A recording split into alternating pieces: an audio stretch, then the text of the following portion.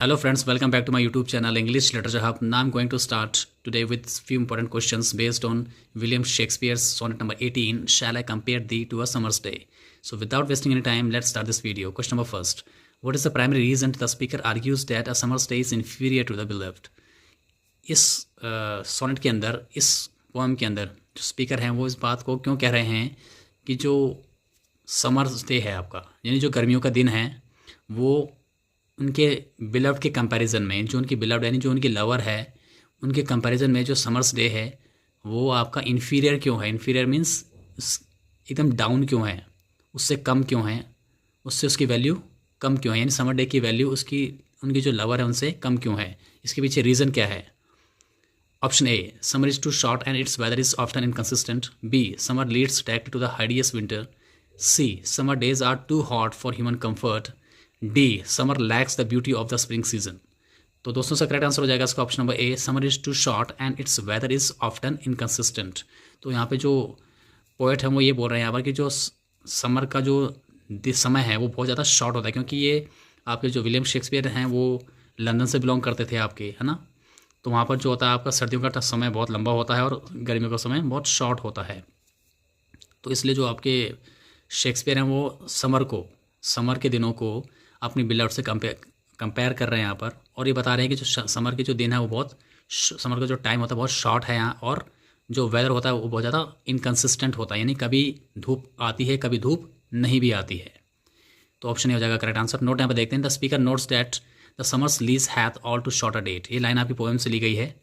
And the sun is often dimmed by clouds, यानी जो summer के दिनों में जो आपका टाइमिंग होता है आपके वेस्टर्न कंट्रीज़ में वो बहुत शॉर्ट होता है आपका, और कभी कभी तो ऐसा भी हो जाता है कि जो सन होता है उसको जो क्लाउड्स होते हैं वो कवर कर देते हैं, उसकी रोशनी को डिम कर देते हैं, है ना। एक तो समय भी शॉर्ट होता है और ऊपर से क्लाउड भी आ जाते हैं, वो सन की गर्मी को, हीट को और ज़्यादा कम कर देते हैं, छिपा देते हैं।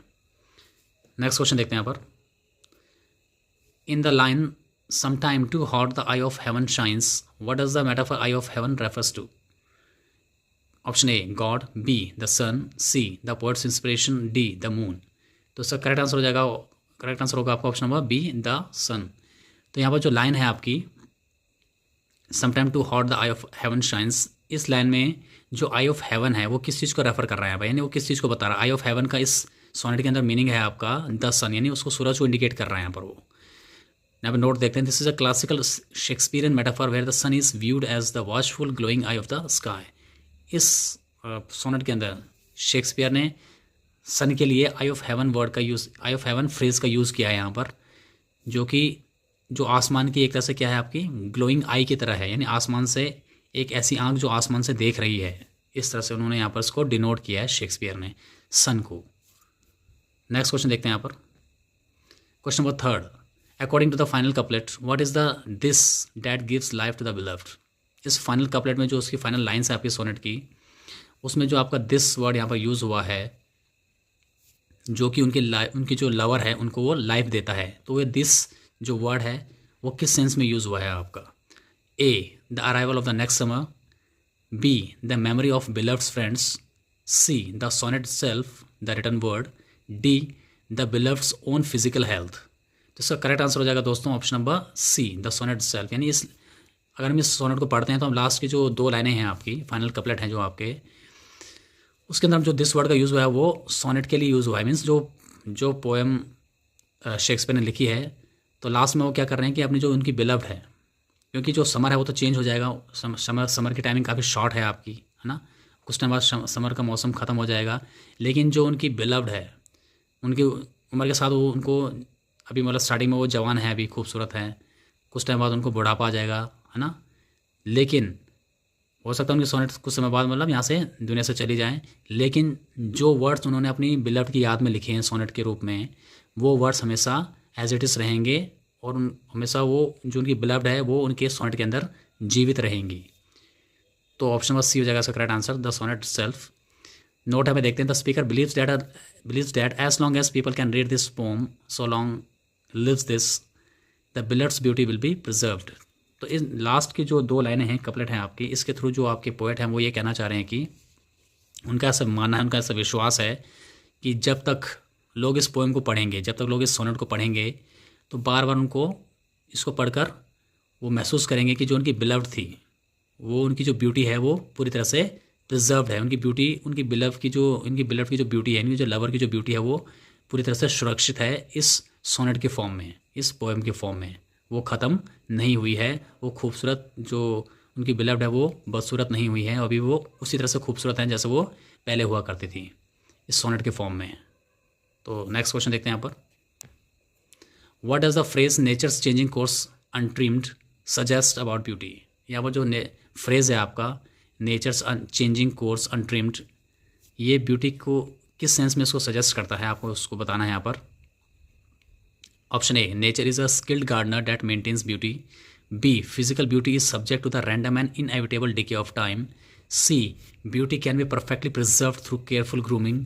D, the beloved beauty is actually quite messy. तो इसका करेक्ट आंसर हो जाएगा दोस्तों option number B, physical beauty is subject to the random and inevitable decay of time. यानी कि जो फिजिकल ब्यूटी होती है, यानी ऊपर जो फ्रेज आपको दिया गया है नेचर्स चेंजिंग कोर्स अनट्रिम्ड, इसमें जो फिजिकल ब्यूटी के बारे में बताया गया है कि जब नेचर चेंज होता है आपका, यानी सब समय बदलता है, तो जो खूबसूरत चीज़ होती है, यानी कि उस किसी खूबसूरत चीज़ की या खूबसूरत इंसान की जो फिजिकल ब्यूटी होती है वो धीरे धीरे क्या हो जाती है, रैंडमली चेंज होना स्टार्ट हो जाती है, डिके होना स्टार्ट हो जाती है, मीन्स ख़राब होना स्टार्ट हो जाता है। यानी खूबसूरती कुछ समय तक ही रहती है और समय आने पर वो धीरे धीरे ख़त्म भी हो जाती है। तो इसलिए ऑप्शन में बी होगा इसका करेक्ट आंसर। नोट अब देखते हैं। It implies that every fair thing eventually declines due to the natural passage of time, chance और nature.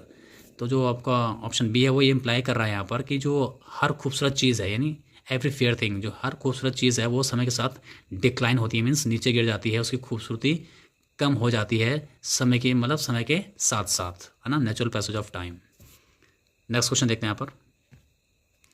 Technically what is the rhyming scheme of this Shakespearean sonnet.